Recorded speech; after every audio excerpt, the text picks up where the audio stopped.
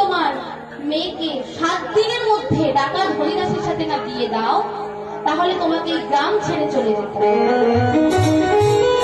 আজকের আলোচনা সবাই এখানে শেষ। সবাই বাড়ি চলে গেল, আনন্দে বাড়ি চলে গেল। কিন্তু রামরতন শর্মা, তার মনে কোনো আনন্দ নেই। তার গামছাটা দেশের চোখ দুটো মুছতে মুছতে বাড়ি আসছে। আর এদিকে মাধবী গিরিধারীর আরতি করছে, আমার গোপালের আরতি করছে আর বলছে,